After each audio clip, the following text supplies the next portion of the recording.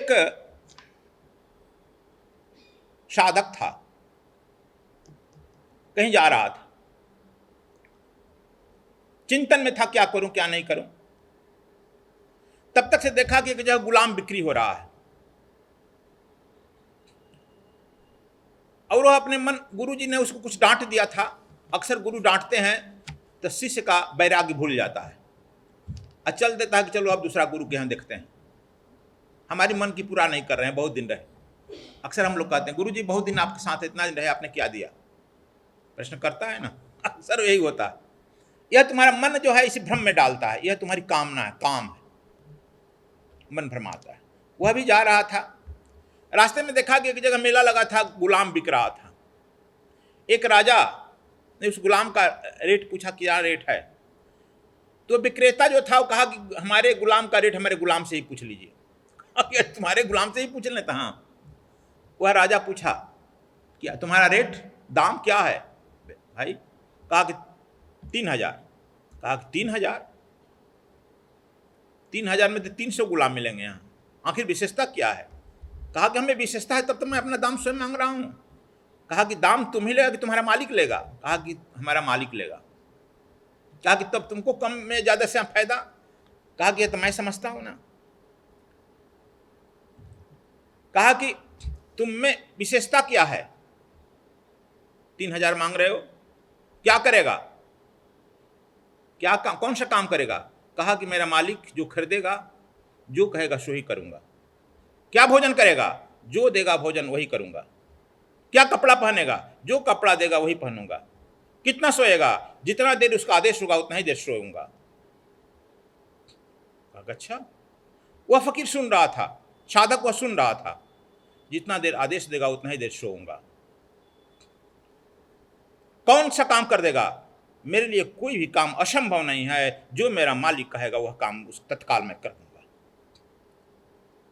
वह उसका मालिक, वह जो खरीदने वाला था, वह तत्काल 3000 रुपया दे दिया और कह दिया तुम गुलाम बनने लायक नहीं हो, तू तो स्वतंत्र हो, तू तो मालिक हो। और वह जो है राजा भी उसके पैरों पर गिरकर माफी मांगा, कहा कि तू तो मेरे गुरु हो, मुक्त हो, जा सकते हो। और जो वह साधक सुन रहा था, तुरंत जो है वह भी उसके पैरों पर गिरा और तुरंत अपने गुरु के यहाँ लौट गया। कहा कि मैं तो पतित हूं,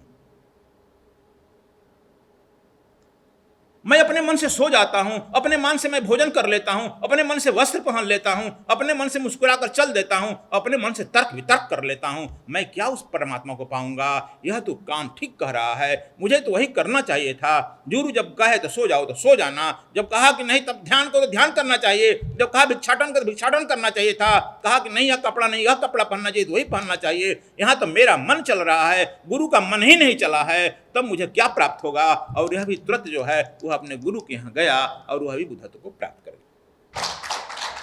देखो यह जो कहा जाता है, गुरु के सकार रूप का ध्यान करते करते ध्याता ध्यान ध्येय को समाप्त कर प्राप्त होता है।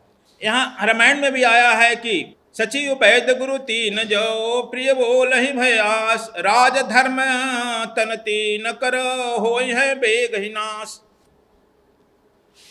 रोज कहता है तो लोग, सचिव जो तुम्हारा सेक्रेटरी रखा है, सचिव सेक्रेटरी, वैद्य और गुरु। तुमको शुगर की बीमारी है और वैद्य कहता है कि नहीं हाँ चीनी खाओ, मिठाई खाओ, ठीक, तुम्हारे मन के अनुकूल करो। तुम लोग भी कहते हैं हमारे मन के गुरु जी हमारे मन के अनुकूल पता करते रहिए, हम यह चाहते हैं करिए, कहता है ना। यदि गुरु भी तुम्हारे मन के अनुकूल करता है तो तीन का नाश होगा। सचिव तुम्हारे अनुसार यदि करता है, सचिव सलाहकार, तो राज का नाश होता है। अवर वैद्य तुम्हारे अनुसार सलाह देता है, तुम्हारे शरीर का नाश होगा। और गुरु यदि तुम्हारी इच्छा के अनुसार सलाह देता है तब धर्म का नाश होगा। इसलिए तीन तुलसीदास गिनाते हैं, यह तीनों का तीन नाश होता है।